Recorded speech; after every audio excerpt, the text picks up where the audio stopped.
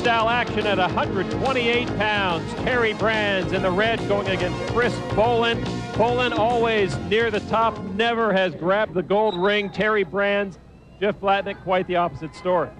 Well, he's a two-time world champion, and when going for the Olympic berth in '96, perhaps the greatest series of wrestling ever, Terry Brands and Kendall Cross met, and it would be Cross who would eventually knock off the two-time world champion. 93 and 95, he won them both, and Kendall Cross would go on and win an Olympic championship, and I'm sure Terry saw himself up on that stand as well and had a burning desire to get back out here and reestablish himself. Brands in the red on the left of your screen, coming off shoulder surgery, and at the recent NCAA championships, he wouldn't even allow you to pat him on the back or pat him on the shoulder, much less get him wrestling. And here he is going for the national title again. You're right. It was only a month and a half ago, but he seems ready to go here. He's dominating the field, gets another takedown on Bollin. And I'm sure also seeing his brother Tom win the Olympic championship is also a big motivating force in his life right now, too, to reestablish, get back to the top in the world, and a two-point gut wrench. 4-0 now for Terry Brands, a very emotional wrestler he is, but when he keeps it in check, he can certainly channel it and score points in quick fashion. A two-time NCAA champion. And he is just taking it to Bollin. Bollin can't even keep on his feet now with Brands. Brands snapping him around and taking his balance away each time. And despite it not being a clean technique, it's certainly very, very effective.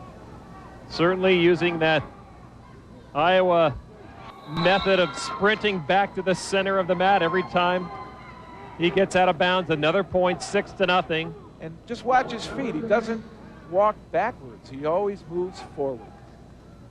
And really, that defines Iowa's style more than anything. That's not to say other wrestlers don't do it, but it's certainly a characteristic of almost every Iowa wrestler.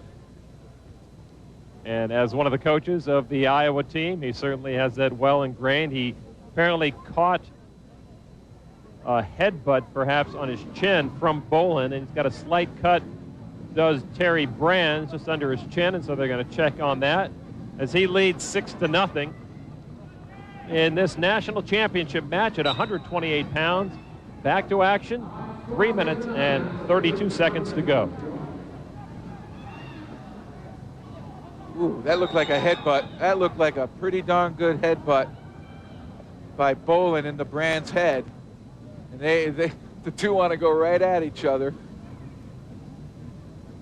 A lot of times those aren't intentional. It's just when you flurry so hard like that. Bollin's, unfortunately, is constantly trying to catch his balance and bring his head back up to turn and face, and the two rammed.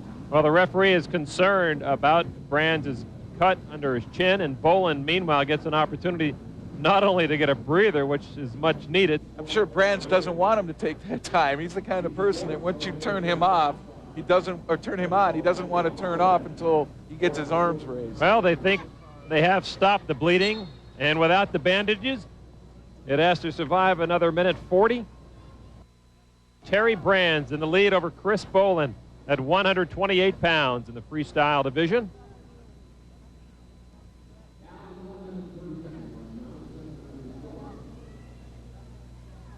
Perhaps the one thing that Terry Brands will never have another opportunity at is Kendall Cross, because Kendall has retired after his Olympic championship.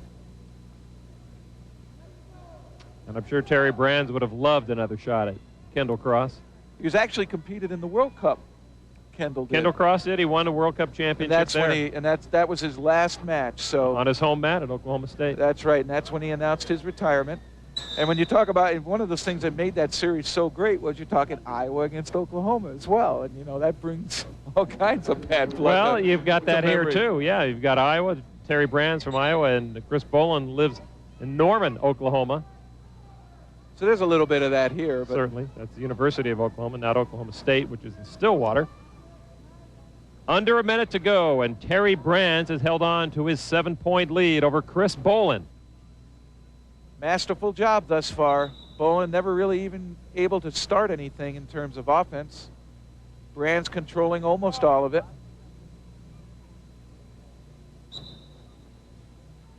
Brands doesn't need a referee. He just wants to keep wrestling. Keep on going. They have to separate them just for a second to get the clock started, and they have, and now we are down to just 30 seconds to go. And Terry Brands always moving forward, never letting an opponent get the upper hand. So a caution point has been assessed against Bollin and to Terry Brands. He now leads 8-0. And with 28 seconds left, that should be a caution because of the false Another start. point. Yeah, that could be another point. It is 9-0 now. A false start for Chris Bollin. And I'll tell you, if he gets another caution, he's DQ'd. Absolutely. Well, 1 point also gives him a 10-0. Technical superiority, and he's looking to do it with a gut wrench right now. 15 seconds to go. And, oh, couldn't quite get the bite. You'd rather probably have the 10-0 win, but he's going to take it any way he can get it, Terry Brands. 6 seconds to go now as they go up top. And there you see his style, never, ever stop. Finishes with a shot. And there it is, Terry Brands at 128 points. What a perfect exhibition of his style of wrestling coming through despite the medical problem with the cut. 9-0. We'll come back to Orlando in just a moment. Stay with us on The Dew.